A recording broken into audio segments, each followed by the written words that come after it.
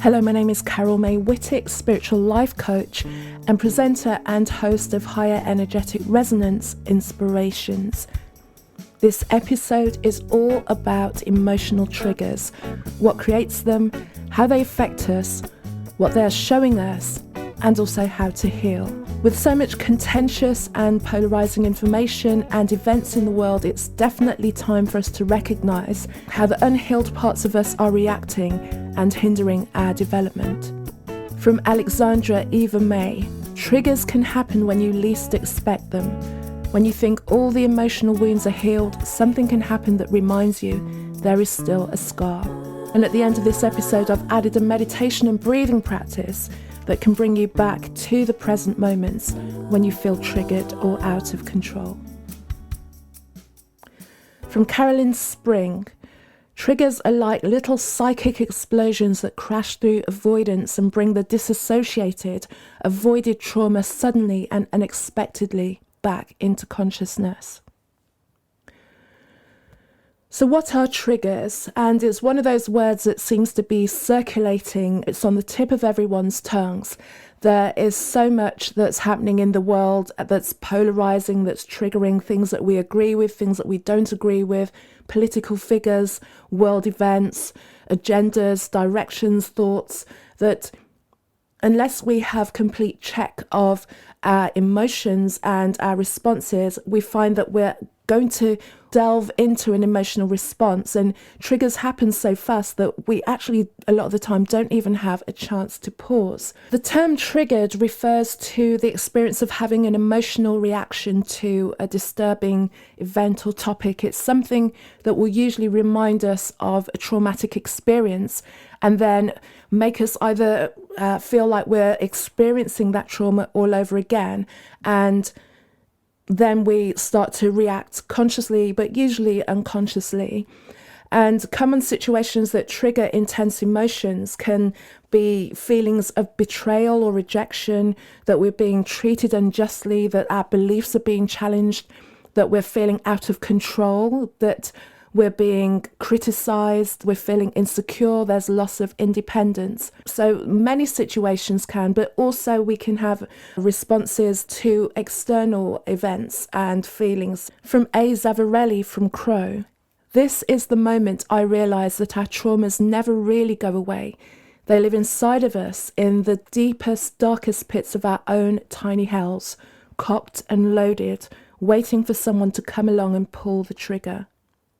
And we can also look at how triggers can come either from the person or externally from the environment. So if we have a form of a memory, a physical sensation or an emotion, if we're feeling anger, anxiety, overwhelm, loneliness, if we're feeling like our heartbeat is elevated, our pulse is racing, if we're feeling sadness, in that moment of that emotion, that can really trigger, that can kind of bring us back to an event where we felt that before. And then external triggers, as it sounds, from our environment. So something like something we would see on a movie, TV, or something in the media. We might be then in a confrontation with a friend, a spouse, or even certain events that can remind you of an experience. So for people who have grown up, for instance, in very violent and kind of war-torn areas, even the sound of that we would consider to be quite innocent, like a balloon or a starting pistol at a race or fireworks, can remind them of living in an environment that was very, they didn't know where there were going to be explosions going off, and that can really trigger deep, latent emotions with them. Sometimes significant dates can trigger us into sadness. So if we're thinking about someone who's passed, their birthday, the anniversary of their passing, the anniversary of a relationship, like a wedding anniversary, a divorce even, can actually kind of pull us back into that triggered and that sad emotion. If we go to a specific place, that can remind us of an event as well. And also think the triggering often gets labelled and associated with negative events. We can also pinpoint memories that we have and be triggered into a positive memory. And also a smell as well. So again, going and leaning more into more negative and traumatic experiences. If ever you've been in a fire or you've kind of been in an explosion or a gas explosion, you then become very hypervigilant if you think that you can smell the aroma of smoke or leaking gas. And for the most part, triggers will be telling us which aspects of our life we might feel frustrated or unsatisfied with. From Kate O'Grady, we all have a trigger built into our head, not aware of its existence whatsoever, but a single word can pull the trigger, forcing us to numb, allowing the shadows to sip through the cracks in our built-up shell. So what is it to be triggered? If I bring my personal experience into this and think of moments in my past when I have been triggered, a lot of the time as well, when I think about things where I notice my behavior shift almost like out of control of my own conscious control, looking back on it, I could see that it was bringing up something that was unresolved or unchecked with me. So for example, when I was researching this, one of the memories that came up for me was many years ago. I was at college and I was very close to a friend and at college, and I kind of looked up to her a little bit as well. She was only a year older than me, but already she'd kind of moved in with her boyfriend and she dressed really beautifully and she kind of had her mind all together, and just in a way that I just found very inspiring. I was very inspired by her. I'm still inspired by her. I wonder, she's changing the world somewhere, I'm sure. We were very close. She kind of took me under her wing a little bit as well, and I'm always appreciative of that, because one of the things that she did do was she really poured a lot of attention and love into me in a way that I didn't think was being met in my own kind of home situation for varying reasons. And then there came a time when she made the decision that she was going to leave, and they were moving town, so they were actually going to leave the town. I grew up in a very small town in the Midlands and come to the big old city of London, and I was devastated.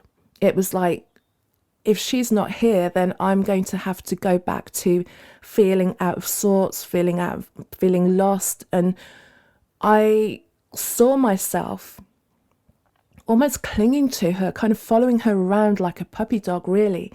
And my behavior changed in such a way that she got very kind of weirded out by it, as you would. And I could never really pinpoint where that came from.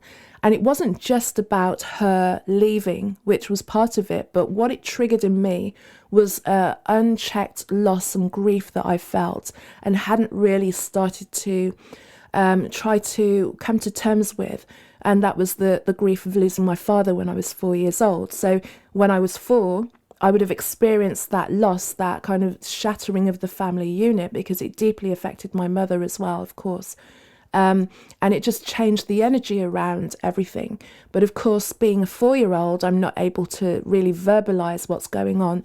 So the traumatic event then just became impacted in me in a bodily fashion, in a somatic fashion. So when then I felt that kind of warmth again from somebody else, then when they went to leave, it just brought all of that back up.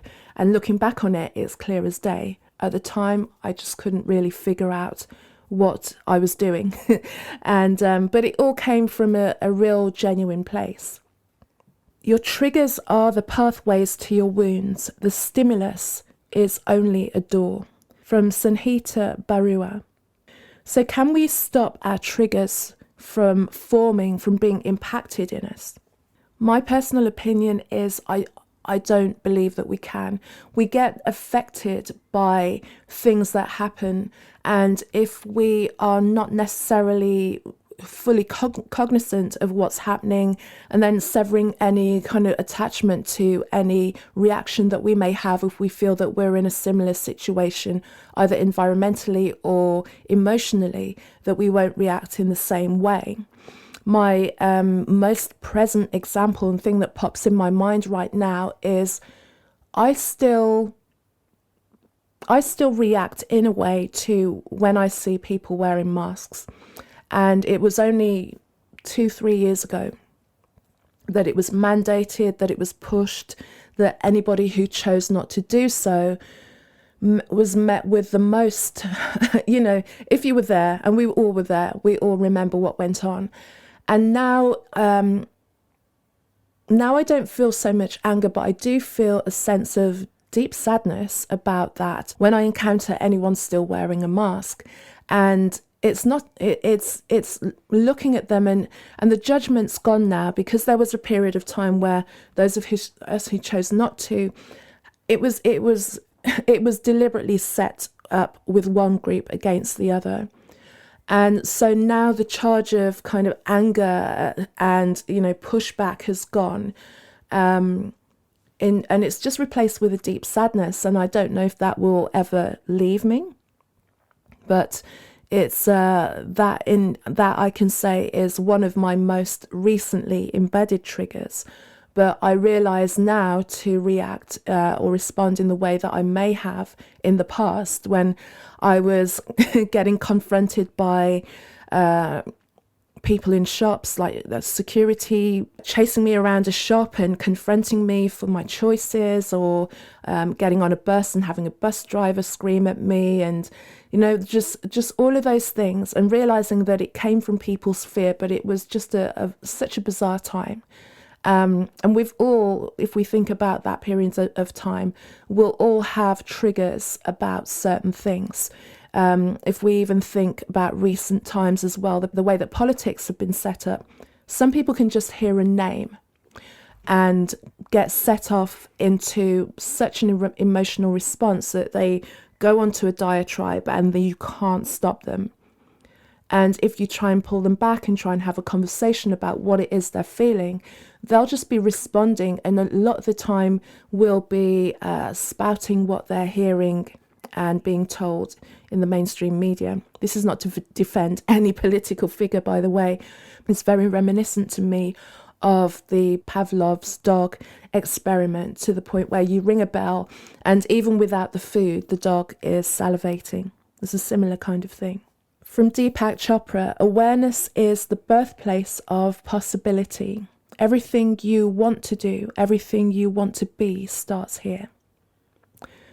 So how do we overcome what we're feeling when we're in a trigger, or how can we start to manage our triggers? And I believe it comes initially from awareness. So if you feel that you're in a situation, something happens, something is said, be aware of your physical symptoms. How do your hands feel sweaty? Has your heart rate elevated? Is your heart pounding? Do you feel sick? It can hit you in all sorts of ways. Or do you feel a rage building in you, like you clench your fists and you want to go, or you want to say something?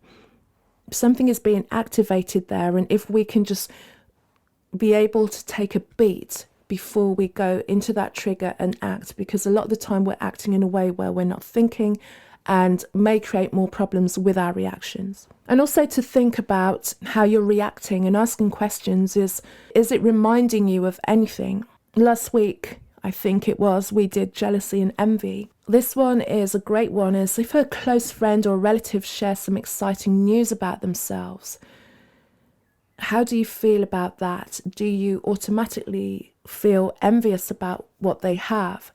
And it's not necessarily that you're a hateful person against your friend, but maybe what that's bringing up in you is a sense of unworthiness, a reminder of something that you haven't done.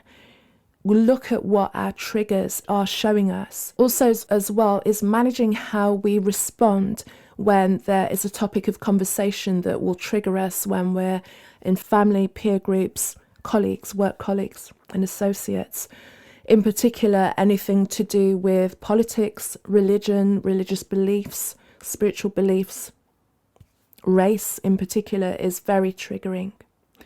And then if we can start to trace the roots, like I gave the example of my own personal experiences, when I took a moment to really kind of roll back into what I was thinking and feeling, I could then pinpoint that the reason that I was acting so weird around my friend was because it triggered an emotion of abandonment and loss in me. And it was overwhelming. It was overwhelming, and my actions and my reactions were super weird, but then I could see where they came from. It took me a while, and with her, I've never had that conversation. Who knows, maybe we'll meet. But it was clear to me where that came from. And then I could also have a blanket awareness around my whole life and my experience, my whole life, and things that may kind of knock me off kilter, because, it still happens. From Pete Walker, Complex PTSD from Surviving to Thriving. Many psychologists use the term existential to describe the fact that all human beings are subject to painful events. These are the normal recurring afflictions that everyone suffers from time to time. Horrible world events, difficult choices, illnesses, and periodic feelings of abject loneliness are common examples of existential pain. Existential calamities can be especially triggering for survivors because we typically have so much family of origin calamity for them to trigger us into reliving. And from David Rico, a wound does not destroy us, it activates our self-healing powers. The point is not to put it behind you, but to keep benefiting from the strength it has awakened. And looking at how we can heal our traumas, how we can start to heal our triggers. If it's something that's a deep trauma and deeply embedded in the body, then it's best to really work with a somatic healer or get some psychological assistance on that. Also, there are things that we can start to do for ourselves. Forgiveness is just a catch-all in terms of healing. To bring in my example again, if I forgive myself for the way that I reacted in the present around my friend and realize what was happening in my body, it was my body's response, the 4-year-old's response, wanting to keep her safe, wanting to protect her from experiencing that grief and that abandonment and that loneliness again. It was just that 4-year-old self alerting me again to danger, that danger of you're going to go through some pain if that person leaves, don't let them go. And also breathing. One of the things that we do when we're in an agitated state is the first thing to go is our breath, when the most important thing to do is to breathe. If we breathe, we can ground ourselves, we can be present, we can take a moment, and then we can think first. And then ask ourselves, is it really this event that's happening again? Or am I reacting from a deep memory? Asking for support when you're in that state. If you catch yourself and you find yourself going into a weird behavior, say to someone, I'm really sorry, I'm just kind of being triggered. It's something that I'm working on, just don't fear them out. Don't weird them out too much, but let them know where you're at. It's something that I'm working on. What's happening here is it's just reminding me of something, but I'm aware of it and I want to apologize. Also, writing. I'm a writer, and I know that just getting my thoughts and feelings down on paper without them having to be or say anything will just remove the feeling and get it out. And you can even write on paper and burn it, tear it away, just get rid of it, but move it through you. And of course, meditation and mindfulness meditation. At the end of this episode, I've also put a breathing practice for you as well. So the benefit of that meditation and breathing practice is about to bringing you back into the present. And these are the moments when we are feeling triggered and out of control, is we usually we're going back into the past. By breathing, by this meditation, it's centering you and bringing you into the now and reminding you at this moment in time you're safe and everything is okay. The events of the past 3 years has triggered a spiritual awakening for millions of people in the world. And for them, a lot of them, they find that their awareness is activated, and also their soul is activated. They now crave to do something deeper, more meaningful, to connect deeper and have true relationships in a way that maybe their life was all right, but there was always an element of something that wasn't quite getting into the corners and really feeling like they were doing something. From Teal Swan. The people who trigger us to feel negative emotion are messengers. They are messengers for the unhealed parts of our being. From Nanette Matthews: when things are challenging, remember you are not the feelings and the emotions. They are just a reaction to the situation, so accept them and try to find the root source and ease that pain. The core essence of you is a beautiful, unique, authentic spirit, and you are worth everything in life. And from Christopher Dines, Drug Addiction Recovery, the Mindful Way. In my personal recovery, mindfulness has helped me become aware of my trauma responses and given me an anchor to stay present when I've been triggered. Being able to feel my triggers without reacting must be largely credited to learning to anchor myself in my body through mindful body scan meditation. So thank you for staying with me through this episode on triggers. It's always a joy to pick a subject and delve into it just for my own learning. So by the time I've brought it to you, I've been immersed in it week on week. I'm going through a deep education myself before I even bring it to you so that I can get it straight in my mind and communicate it in a meaningful and clear way. And just to remind you, I am now doing spiritual life coaching, and this is for visionary women who want to activate their inner power and embody their life purpose. If there is something burning in you and you know that you were put here for more, you were put here for more. And my spiritual life coaching is guiding you to embody all of the aspects of yourself, not just about getting clear on what you want, but also connecting you to all the abilities that you have, not just physical, but spiritual. It's all part of you. So if you want more information on that, look at the link in the show notes. You can also contact me on my website, carolmaywhittick.com, carolmaywhittick.com. I'm on Instagram, Casmic, CAZMICK, and on Facebook, Carol May Whittick. Also, to remind you, I have another podcast, which is Her Conversations, Tools for the Awakening, where I speak to maverick souls who are making a massive change in the world. So they all go hand in hand. If you're on Apple, you'll be able to just look under the channel settings where both Higher Energetic Resonance podcasts sit. If you're on any other platform, you do need to search Her Conversations on its own. So I leave you with this beautiful breathwork meditation. This is a brilliant practice to bring you back into the present whenever you feel out of control. Until the next episode, have a great week.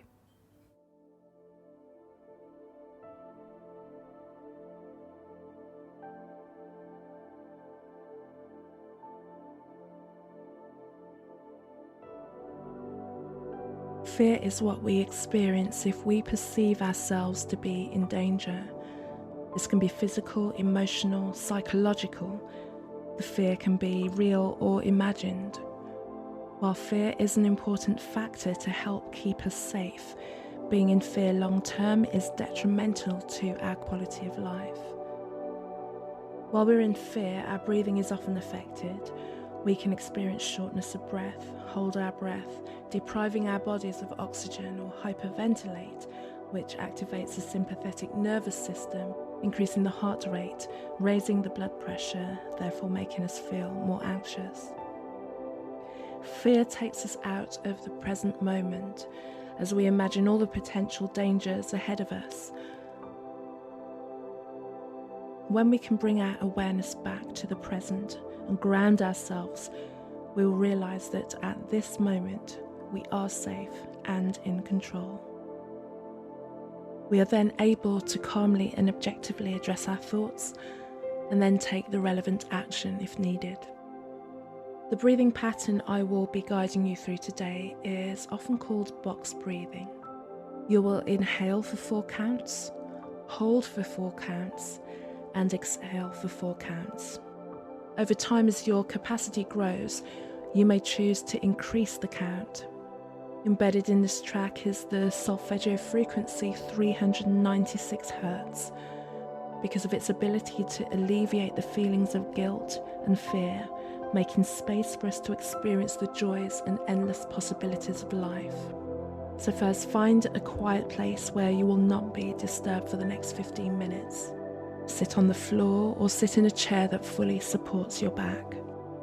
Before we begin, let's scan your body and notice if you are holding any areas of tension. Make sure your feet are placed on the ground. You can wriggle your toes or circle your ankles to release any tension and relax. Imagine your feet sinking into the ground. Slowly bring your awareness up to your calves. Feel them soften as the tension falls away. Up to your thighs again, releasing the weight of your body into the ground.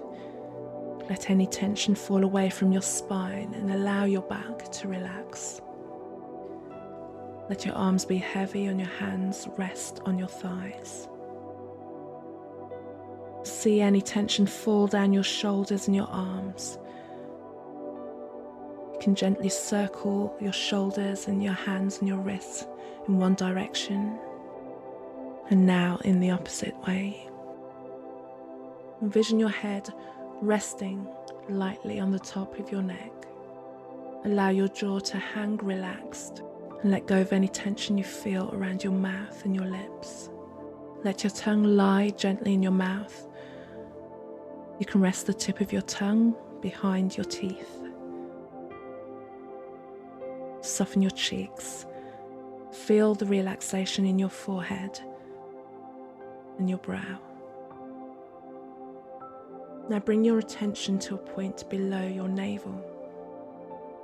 This is the area you will be directing your breath to. It may be helpful to hold one of your hands gently against this area as a guide, so that when you breathe into this area, you'll want to see your hand move slowly outward and then return inward with your inhale. As you breathe, allow yourself to observe as the cooling sensation of your breath passes through the inner walls of your nostrils. So let us practice. Inhale, 2, 3, 4. Hold, 2, 3, 4. Exhale, 2, 3, 4.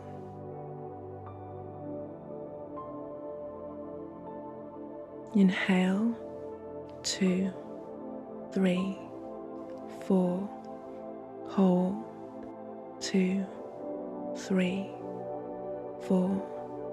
Exhale, 2, 3, 4.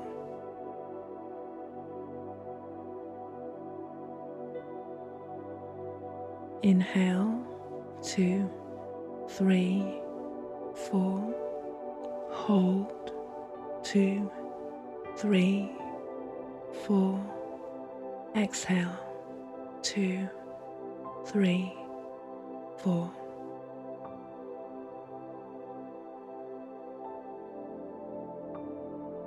Inhale, 2, 3, 4.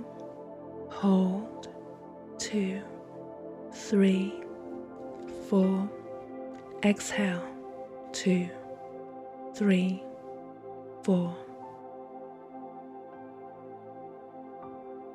Inhale, 2, 3, 4.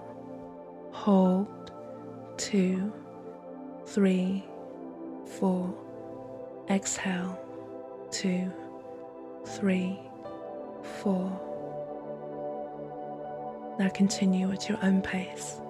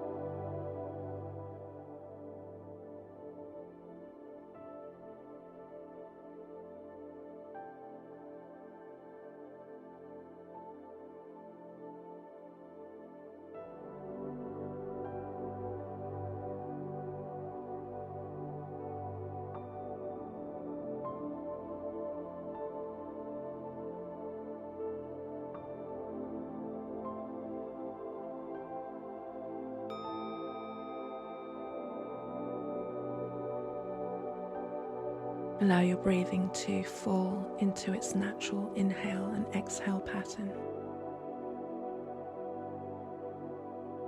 Notice that any feelings of fear and anxiety are not present in your body at this time.